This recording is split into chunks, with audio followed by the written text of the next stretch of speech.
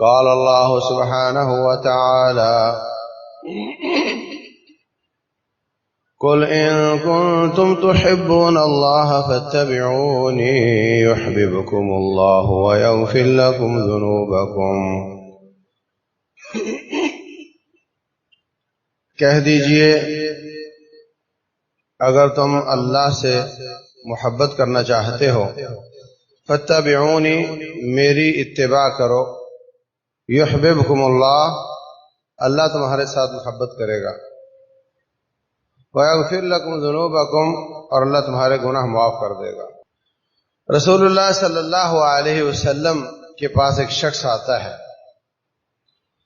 کہتا ہے قیامت کب آئے گی اللہ کے رسول؟ آپ نے فرمایا تجھے اس بات کی فکر ہے کہ قیامت کب آئے گی، فکر تو یہ ہونی چاہیے کہ آپ کی تیاری کیا ہے۔ کہنے لگا جی کوئی اچھی تیاری تو نہیں ہے،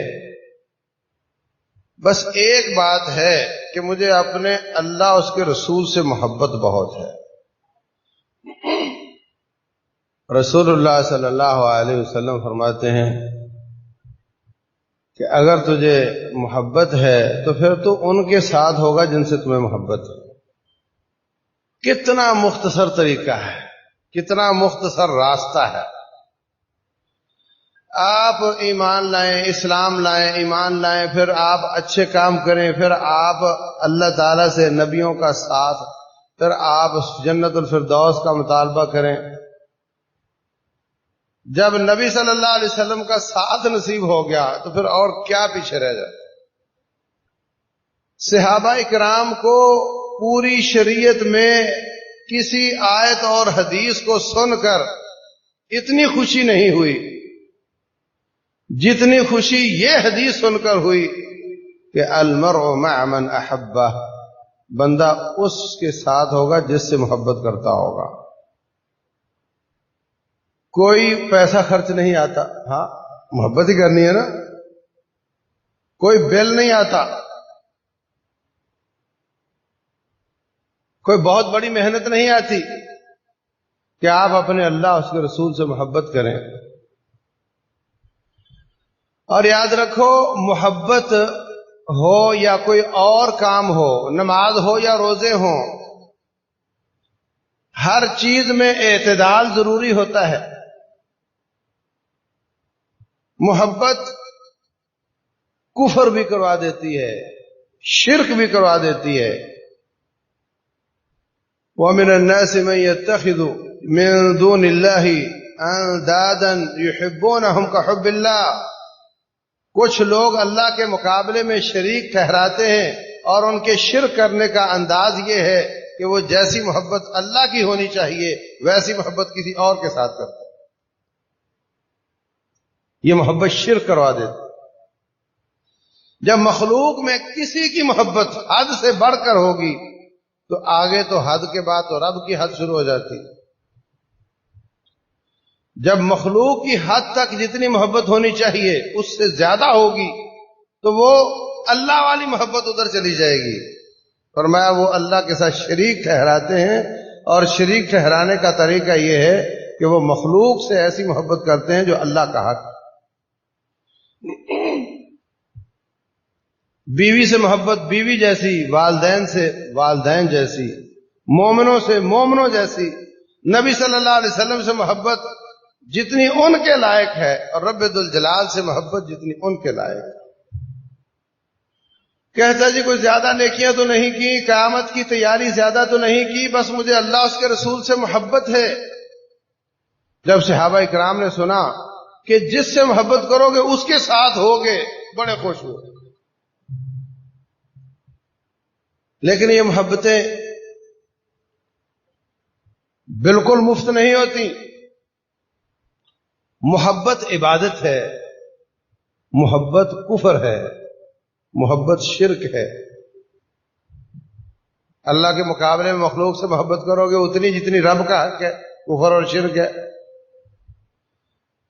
اللہ اس کے رسول سے محبت کرو گے ڈائریکٹ جنت میں اعلیٰ مقام، نبی کا ساتھ علیہ الصلوۃ والسلام۔ محبت ایمان ہے۔ فرمایا لا یؤمن احدکم حتی اکون احب الیہ من والدہ وولدہ والناس اجمعین، جب تک ماں باپ بیٹے بھائی سب سے زیادہ محبت میرے ساتھ نہیں کرتے اس وقت تک تمہارا ایمان درست نہیں۔ قل ان كان آباؤكم وابناؤكم واخوانكم وازواجكم وعشيرتكم واموال اقترفتموها، تمہارے بھائی بہن، تمہارے ماں باپ، بیوی، کنبہ، قبیلہ، گھر بار، کاروبار، بنگلے، کوٹھیاں، یہ سب کچھ اگر تمہیں اللہ اس کے رسول سے زیادہ محبوب ہیں تو پھر اللہ کے عذاب کا انتظار کرو۔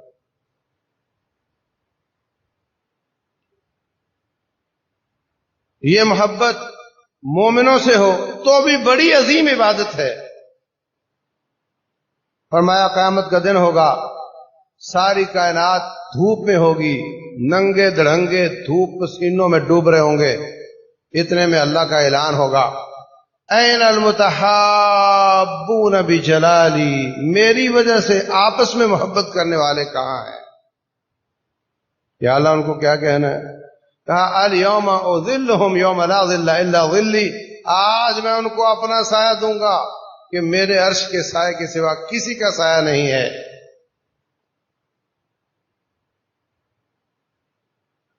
50,000 سال لوگ دھوپ میں رہیں گے اور آپس میں مومنوں سے محبت کرنے والے سائے میں رہیں گے۔ بڑی عظیم عبادت ہے۔ اللہ یہ نہیں کہے گا ہر سال حج کرنے والے ادھر آؤ، ہاں پہلی صف کے نمازی ادھر آؤ، بلکہ کیا فرمائے گا؟ جو آپس میں ایمان کی وجہ سے محبت کرتے تھے، چمڑی کی رنگت کی وجہ سے نہیں، قد کاٹ اور شکل و صورت کی وجہ سے نہیں، پائی پیسے کی وجہ سے نہیں، اختیارات اور ایم این اے، ایم پی اور وزیر اور گورنر ہونے کی وجہ سے نہیں، محبت کرتا ہے صرف اللہ کی وجہ سے۔ شکل بھلے اس کی جیسی بھی ہے مگر مجھے اس سے محبت ہے اس لیے کہ یہ اسی رب کی عبادت کرتا ہے جس کی میں عبادت کرتا ہوں۔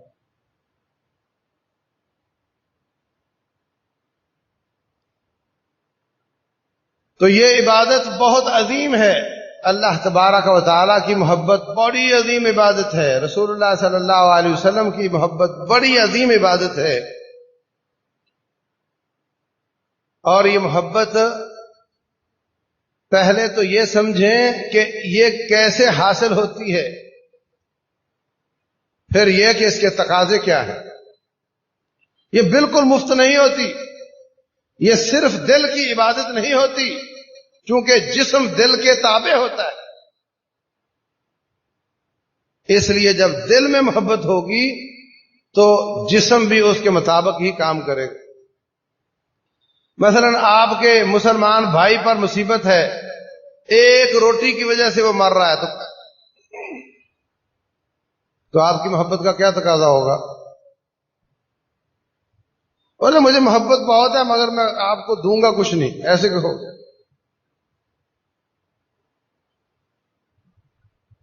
اس محبت کا یہ تقاضا ہوگا۔ کشمیر میں مسلمان اسی رب کو کی عبادت کرنے والے، اگر ان کے اوپر ظلم ہوتا ہے ہم سن کر کم از کم اللہ تعالیٰ سے دعا تو کر سکتے ہیں کہ یا اللہ ان کی مدد فرما۔ اس وقت پورے سوریا پر حملے کر کر کے علاقے سنیوں سے خالی کروا لیے گئے، کئی گاؤں پر حملے کرتے تھے، وہاں 1 سال کا بچہ بھی نہیں چھوڑتے تھے، اور سارے ہجرتیں کر کر کے ادلب میں پہنچے۔ اب روس اور ایران اور سوریا کی فوج چاروں طرف سے گھیر کر سارے نکلنے کے راستے بند کر کے وہ جو ہر طرف سے 30 لاکھ مسلمان وہاں پر ہیں ان کو ذبح کرنے کے لیے تیار بیٹھے ہیں، اور ترکی کی فوج ان کے دفاع کے لیے آئی ہے، مگر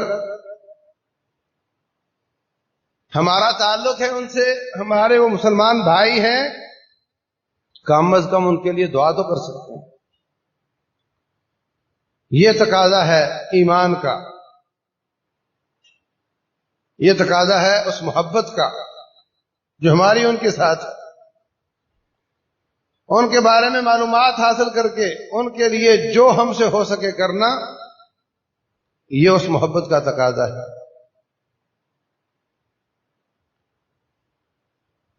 تو عزیز بھائیوں، یہ محبت کہاں سے ملتی ہے؟ اللہ تعالیٰ کی محبت کہاں سے ملتی ہے؟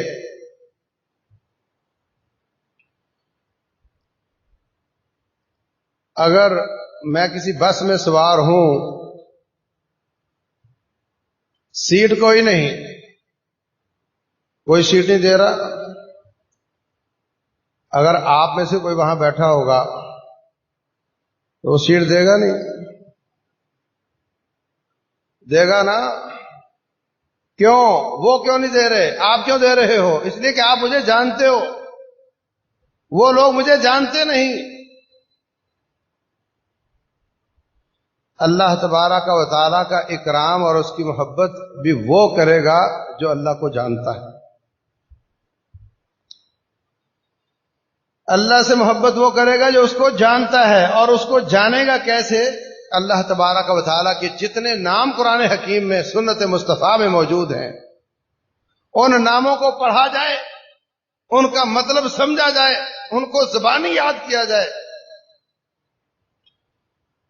ان کی شرح تفسیر اچھی طریقے سے سمجھی جائے، اس سے اللہ تعالیٰ کا تعارف آتا ہے، اللہ کی معرفت حاصل ہوتی ہے، اللہ کے کمالات کھل کر سامنے آتے ہیں۔ جیسے جیسے انسان رب ذوالجلال کے تعارف کو پڑھتا چلا جاتا ہے، محبت میں اضافہ ہوتا چلا جاتا ہے، ایمان میں بھی اضافہ ہوتا چلا جاتا ہے۔ آپ کو اگر محلے میں کوئی بچہ بڑا ٹیلنٹ والا ہو، اس نے ایف ایس سی میں اتنے نمبر لیے، فلاں انٹرنیشنل مقابلے میں فرسٹ آ گیا، سب کیا اس سے لگاؤ شروع ہو جاتا ہے، بڑا باکمال بچہ ہے۔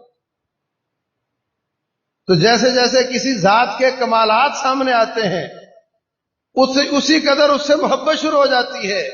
رب ذوالجلال والاکرام کی ذات کے کمالات اس کی صفات میں ہیں، اس کے ناموں میں، ان کو سمجھنا چاہیے۔ 8-10 سال پہلے میں نے سرگودے میں اللہ کے ناموں پر خطبے پڑھائے تھے، تو وہ اللہ کے ناموں کی تفسیر بظاہر تو یہی نظر آتا ہے کہ ہر جمعہ اللہ کے ناموں پر ایک ہی موضوع چل رہا ہے، لیکن حقیقت میں وہ نام مختلف ہیں، ان کی تفسیر مختلف ہے، اور وہ اللہ کی محبت کو لے کر آنے والے ہیں۔ تو جس قدر آپ اللہ تعالیٰ کے بارے میں پڑھو گے، جس قدر اس کے کمالات، اس کے افعال، اور اس نے جو کچھ کیا، مسلمانوں پر احسان کیے، ان سب کو پڑھیں گے، اللہ کے ذاتی افعال اور کمالات سامنے آئیں گے، اس کی محبت میں اضافہ ہوگا۔ اسی طرح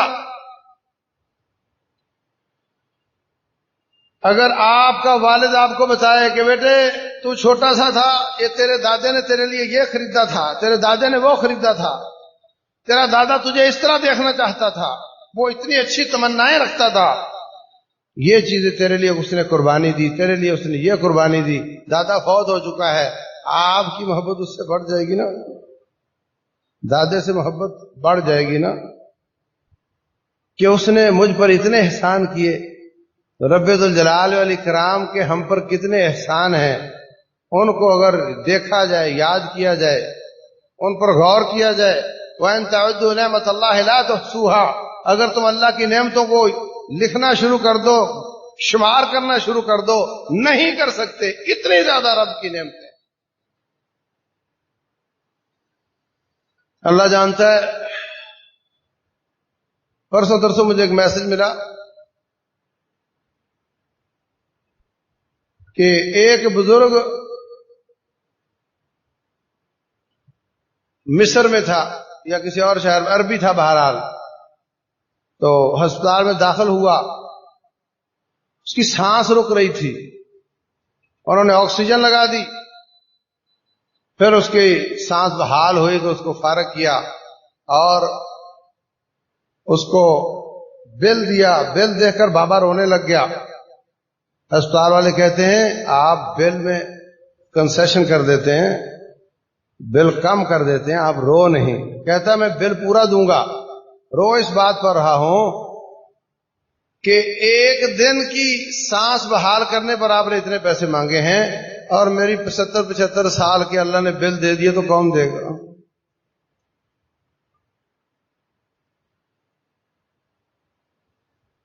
پیشاب رک جائے تو کیا حالت ہو جاتی ہے، کھانا نہ ملے تو کیا حالت ہو جاتی ہے۔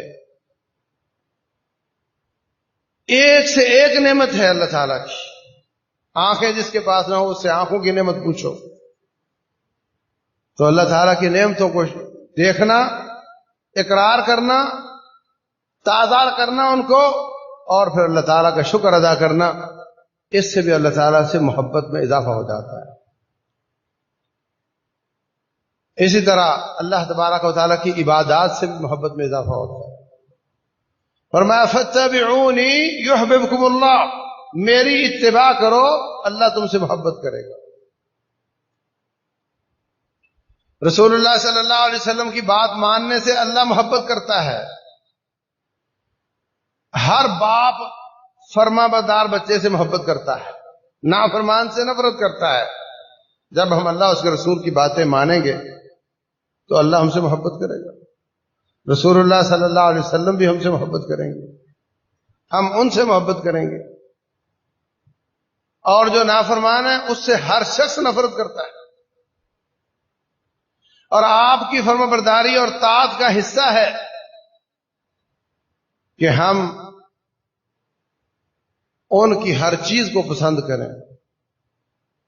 انہوں نے کس طرح کا لباس پہنا ویسا پہننے کی کوشش کریں، کس طرح کی عقل شکل تھی ہم ان جیسی صورت بنانے کی کوشش کریں،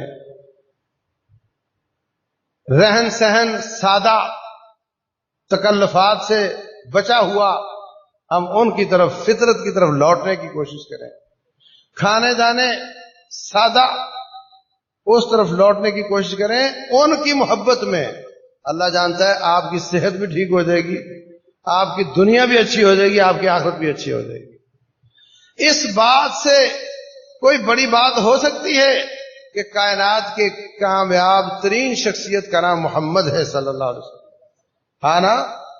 تو بس آنکھیں بند کر کے ان کی تقلید کرو۔ وہ ذات ایسی ہے جن کی تقلید کرنی چاہیے، آنکھیں بند کر کے ان کی باتوں پر اعتماد کرو، ان کے قدموں کے نشانوں پر قدم رکھو، جہاں وہ پہنچے وہیں اللہ تعالیٰ آپ کو لے جائے۔ وہ دنیا میں بھی کامیاب ہیں، وہ آخرت میں بھی کامیاب ہیں۔ آپ بھی دنیا میں کامیاب ہو جاؤ گے، آخرت میں بھی کامیاب ہو جاؤ گے۔ میں آپ کو بتا نہیں سکتا، ایک ایک چیز ان کی سیرت کی آج سائنس پروو کر رہی ہے، ہر میدان میں پروو کر رہی ہے۔ نماز میں رکوع کرو گے تو یہ فائدہ، طبی اعتبار سے سجدہ کرو گے تو یہ فائدہ، وضو کرنے سے یہ فائدہ، طہارت کرنے سے یہ فائدہ۔ ابھی بی بی سی لندن نے ایک رپورٹ شائع کی ہے کہ پتلونے پہننے والوں کے ہاں اولاد کے جنم لینے کی صلاحیت کم ہو جاتی۔ ہاں، وہ کیسے؟ وہ کہتا ہے یہ تنگ جو لباس ہے اس سے ہوا نہیں لگتی، اور اس وجہ سے 14% جراثیم مر جاتے ہیں۔ اب یہ کون کہہ رہا ہے؟ کافر۔ اور نبی صلی اللہ علیہ وسلم پتلونے پہنتے تھے، ان کے ساتھی۔ یہ تو لباس ہے ہی نہیں، یہ تو ننگ ہے۔ کھڑے ہو تو جسم کے ساتھ چمٹ جاتا ہے، نہیں تو رکوع میں چمٹ جائے گا، نہیں تو سجدے میں چمٹ جائے گا۔ اب وہ تحقیق یہ بیان کر رہے ہیں۔ تو میرے عزیز بھائیوں، تعلیم کے میدان میں اب لیٹسٹ جو تحقیق آئی ہے وہ یہ ہے کہ بچے کو سکول میں نہیں پڑھانا چاہیے۔ میں نہیں کہہ رہا، دنیا کے بڑے بڑے دماغ ایجوکیشنسٹ وہ یہ کہہ رہے ہیں۔ ہوم سکولنگ انگریزی میں لکھو نیٹ پر تو آپ کو سمجھ آئے کیا ہو رہا ہے۔ بڑے بڑے ایجوکیشنسٹ اپنے بچوں کو کہتے ہیں سکول میں نہیں پڑھانا چاہیے، اتنے بجے جانا، اتنے بجے سے پہلے واپس نہیں آنا، اجازت کے بغیر پیشاب کرنے نہیں جانا، کہتے ہیں یہ جو پابندیاں ہیں اس سے بچے کا دماغ سکڑ جاتا ہے. اس لیے تعلیم ایسے ہونی چاہیے کہ بچہ فری ماحول میں پڑھے. دل چاہے تو پڑھنا شروع کر دے، دل چاہے تو لکھنا شروع کر دے، اس کو کوئی پوچھنے والا نہ ہو. کہتے ہیں یہ طریقہ تعلیم کا زیادہ ٹھیک ہے. تو میں نے کہا سیدھا سیدھا کہہ دو کہ نبی صلی اللہ علیہ وسلم کا طریقہ زیادہ ٹھیک ہے. آپ کے درس میں کوئی پابندی ہوتی تھی اتنے بجے آؤ؟ اور کون کیوں نہیں آیا؟ لوٹ رہے ہیں، سب لوٹ رہے ہیں، پتھر چاٹ کر واپس آ رہے ہیں. کئی سال مسلمانوں کے بچوں کو کمزور کیا یہ کہہ کر کہ بچے کو ماں کا دودھ نہیں پلانا چاہیے. اب کہتے ہیں نہیں، ماں کا دودھ پلانا چاہیے. سب سے اچھا دودھ اس بچے کے لیے ماں کا ہے. اب یہ کہہ رہے ہیں، اور جو ابھی تک نہیں مانے وہ مان جائیں گے. لیکن مسلمانوں تمہیں مبارک ہو کہ وہ قیامت تک تحقیق کر کر کے بھی وہاں نہیں پہنچ سکتے جہاں 1500 سال پہلے تمہیں پہنچا دیا میرے مصطفیٰ علیہ الصلوۃ والسلام. بس ضرورت اس بات کی ہے کہ آنکھیں بند کر کے اعتماد کرو اپنے نبی پہ علیہ الصلوۃ والسلام. اور اگر نہیں کرتے تو تمہارا ایمان درست نہیں. عجیب لوگ ہو، تقلید کرنے آؤ تو اماموں کی پیشواؤں کی کرنے لگ جاتے ہو، اور نہ کرنے پہ آؤ تو تمہیں اپنا نبی بھی پسند نہیں آتا. شکل بناتے ہو ہندوؤں جیسی، لباس پہنتے ہو کافروں جیسا. یہ محبت کی نشانی نہیں. نبی صلی اللہ علیہ وسلم سے محبت کی نشانی یہ ہے ہاتھ کھڑے کر دو، سرنڈر ہو جاؤ، جو وہ فرماتے چلے جائیں کرتے چلے جاؤ. کافروں کے پاس تو کوئی رہبر نہیں ہے، کوئی ان کو ہاتھ پکڑ کر لے جانے والا نہیں ہے. ہمارے پاس تو کائنات کی عظیم ترین شخصیت ہے، وہ جدھر لے جائیں ادھر سے جانا شروع کر دو. تو عزیز بھائیوں، محبت کا معنی طاعت ہوتا ہے. لوگ فلمی ایکٹروں سے محبت کرتے ہیں تو ان جیسے بال بنواتے ہیں، ان جیسی شکل بناتے ہیں، کیونکہ ان کو ان سے محبت ہے. ہمیں جن سے محبت کا دعویٰ ہے ہمیں ان جیسا بننے کی کوشش کرنی چاہیے. اور محبت حاصل، اللہ کی محبت حاصل کرنے کا ایک طریقہ یہ ہے اس کی عبادت کی جائے. عبادت بندے کو اللہ کے قریب لے جاتی ہے. رسول اللہ صلی اللہ علیہ وسلم فرماتے ہیں لا يتقرب الی عبدی بشیء احب الی مما افترضته علیہ. صحیح بخاری میں ہے، فرمایا کہ جو جو کام میں نے بندے پر فرض کیے ہیں ان سے زیادہ کوئی کام مجھے محبوب نہیں ہے جو میرے بندے کو قریب کرتا ہو. بندے کے میرے قریب ہونے کے جتنے بھی راستے ہیں ان میں جو زیادہ مجھے پسندیدہ راستہ تھا وہ میرے فرائض ہیں جو میں نے اس پر فرض کیے. اگر اللہ تعالیٰ نماز فرض نہ کرتا ان کا حال بھی وہی ہوتا جو ہماری تہجد کا ہے، اور اللہ کا محبوب طریقہ ہم سے چھوٹ جاتا. اللہ تیرا شکر ہے کہ تو نے نمازیں فرض کر دی، اسی بہانے ہم پڑھ لیتے ہیں اور تیرا قرب حاصل کر لیتے ہیں. اگر رمضان کے روزے فرض نہ ہوتے ان کا وہی حال ہوتا جو ہمارے نفلی روزوں کا حال ہے. یا اللہ جو کام تجھے زیادہ پسند تھا تو نے فرض کر دیا، تیرا شکر، ہم تیرا شکریہ ادا کرتے ہیں. تو اللہ تبارک و تعالیٰ کی عبادت بوجھ سمجھ کر کرنا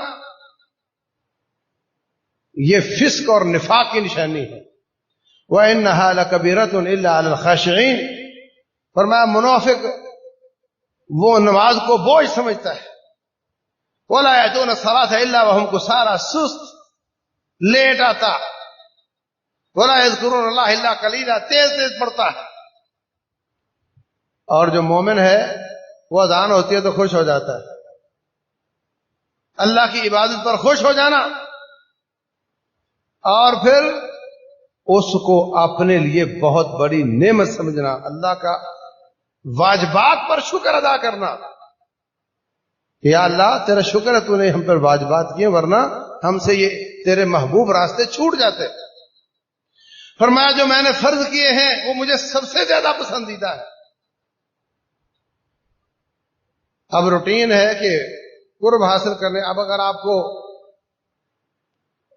کہیں بھی جانا ہے، اسلام آباد جانا ہے، تو بس آپ کو اڈے تک لے کر جائے گی، اور پھر ٹیکسی آپ کو گھر کے قریب تک لے جائے گی، پھر چھوٹی گلی ہوئی تو تھوڑا پیدل بھی چلنا پڑے گا.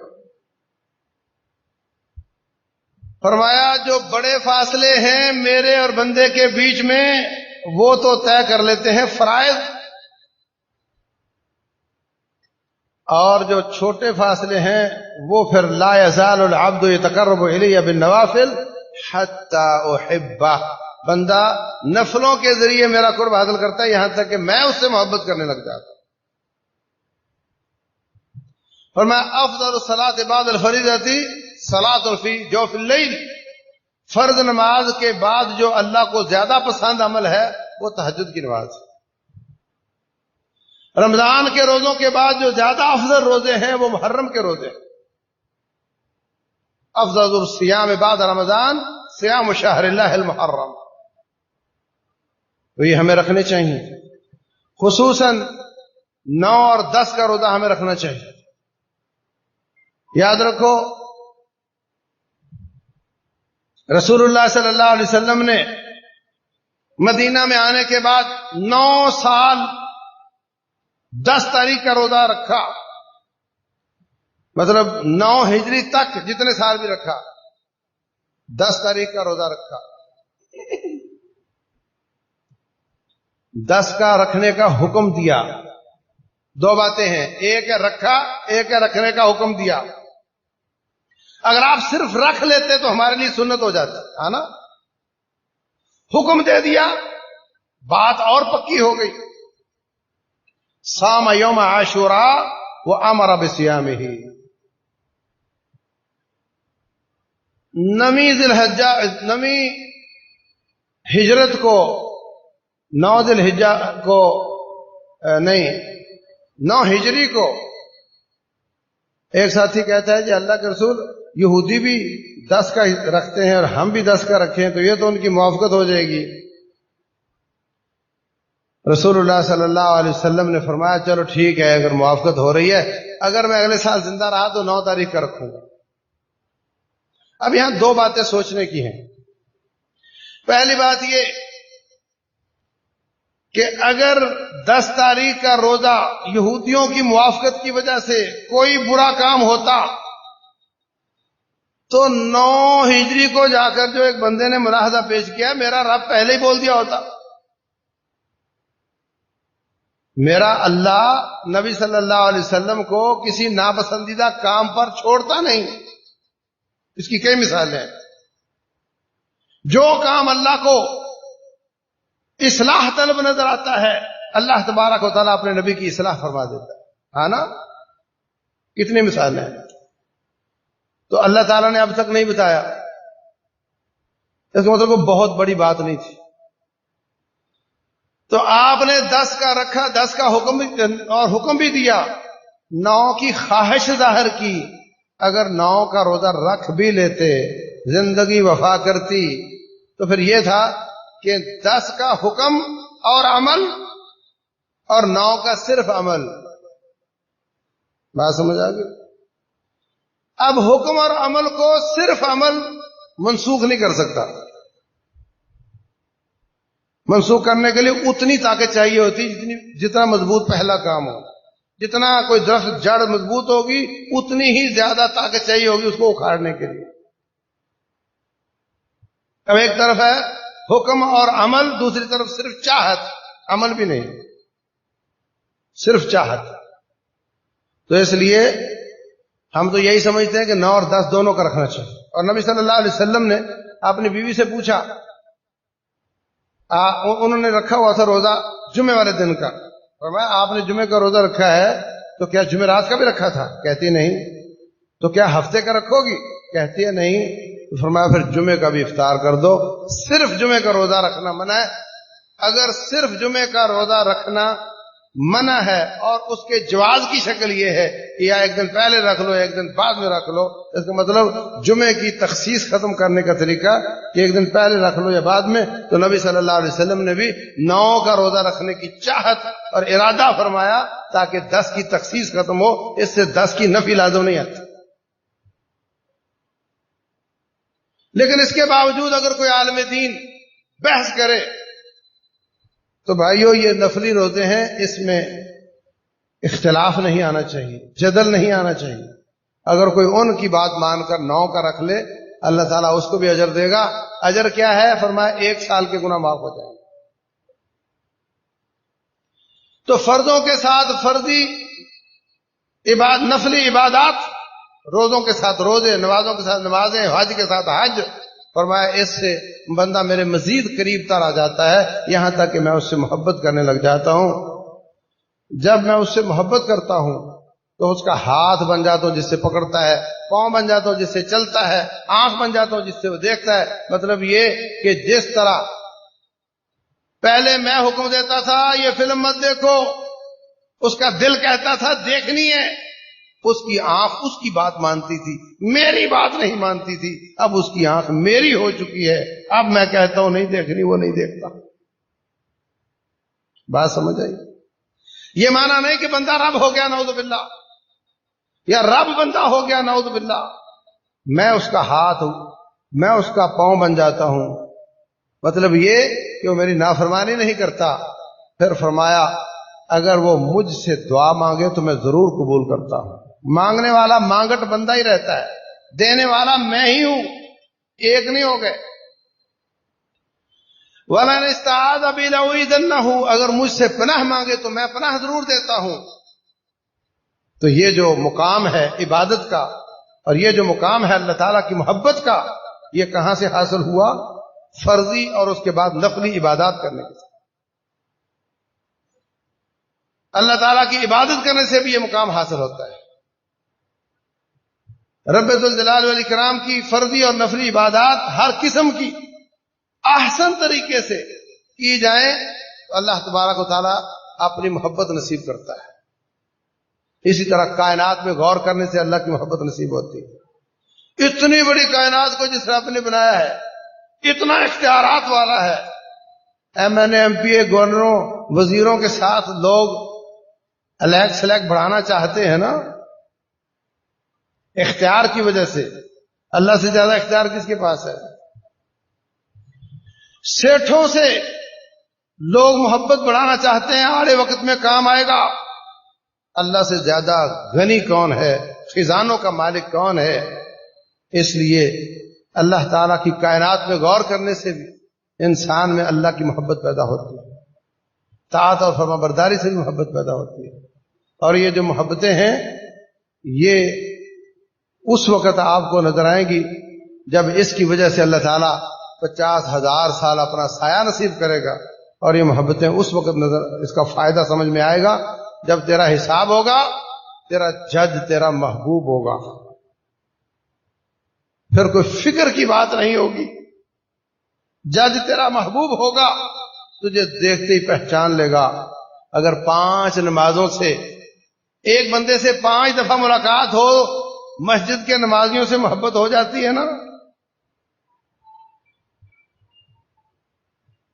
اور جس رب سے 5 دفعہ ملاقات ہو اس سے محبت ہو جاتی ہے، اور جس سے خصوصی محبت چاہے ہو اس سے پھر علیحدگی میں ملاقات ہوتی ہے. آنا جس سے خلوتوں جلوتوں میں ملاقاتیں ہوتی ہوں اس کی محبت اور زیادہ ہوتی ہے. اور جب لوگ سو رہے ہوں یہ اٹھ کر اکیلے میں ملاقات کرے تو اس کی محبت اور زیادہ ہو جاتی ہے. 5 وقت کی ملاقاتوں کی محبت تھوڑی رہتی ہے، رات کو اکیلے میں ملاقات اس سے محبت اور زیادہ ہو جاتی ہے.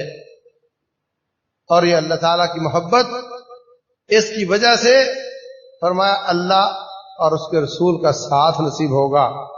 یہ اعلیٰ درجے کا مسلمان ہے. اس کو یہ کہنے کی ضرورت نہیں پڑتی کہ اللہ یہ سزا دے گا، یہ کرو گے تو یہ سزا ہوگی، یہ عذاب آئے گا. اس کو ڈرانے کی ضرورت بہت کم پڑتی ہے، اس لیے کہ یہ ڈرانے دھمکانے یہ گورنمنٹ اسکول والا بچہ نہیں ہے، یہ تو اللہ تبارک و تعالیٰ کی محبت کا سودا ہی نہیں کر سکتا۔ کہتا ہے میں اس لیے رب کی نافرمانی نہیں کروں گا کہ میری رب سے محبت ہے اور اس میں فرق نہ آ جائے۔ فرمایا وَلَا تُسْرِفُوا إِنَّهُ لَا يُحِبُّ الْمُسْرِفِينَ، اسراف نہیں کرو، فضول خرچی نہیں کرو، نخرے نہیں کرو۔ روٹی کھائی کنارے پھینک دیے، آدھی کھائی آدھی پھینک دی، بتیاں جلتی چھوڑ کر نکل گیا۔ اسراف اپنے ذاتی پیسے کا ہو یا جماعتی پیسے کا ہو، اسراف ہے۔ فرمایا اللہ تعالیٰ اسراف کرنے والے کو پسند نہیں کرتا۔ اب لوگ کہتے تو کیا ہوا، نہیں کرتا تو کیا ہوا۔ یہ بہت بڑی سزا ہے کہ اللہ آپ کو اپنے محبوبوں کی لسٹ سے نکال دے، اس سے بڑی سزا ہے کوئی نہیں کہ اللہ آپ کو اپنے محبوبوں کی لسٹ سے نکال دے، اللہ کی محبت آپ کی ضائع ہو جائے، اس سے بڑی اور کیا سزا ہو سکتی ہے؟ بظاہر یہ چھوٹی سی نظر آتی ہے، اگر اللہ فرماتے تیرے لیے دردناک عذاب ہے تو کان کھڑے ہوتے ہیں۔ یہ گورنمنٹ اسکول کا بچہ ہے جو شستہ اچھے اسکول میں پڑھتا ہے، وہ تو کہتا ہے ستارہ کم نہ ہو جائے میرا۔ استاد کے ماتھے کے تیور اس کی اصلاح کے لیے کافی ہو جاتے ہیں، وہ اشاروں پہ چل رہا ہوتا ہے، اس کو ڈنڈے کی نوبت نہیں آتی۔ تو اللہ یہ فرما دے کہ میں تجھ سے پسند نہیں کرتا، تجھ سے محبت نہیں کرتا، جنت میں اللہ کے پسندیدہ جائیں گے یا ناپسندیدہ جائیں گے؟ اور جو جنت میں نہیں جائے گا کہاں جائے گا؟ مطلب یہ ہوا اسراف نہیں کرو، اللہ تمہیں عذاب دے گا،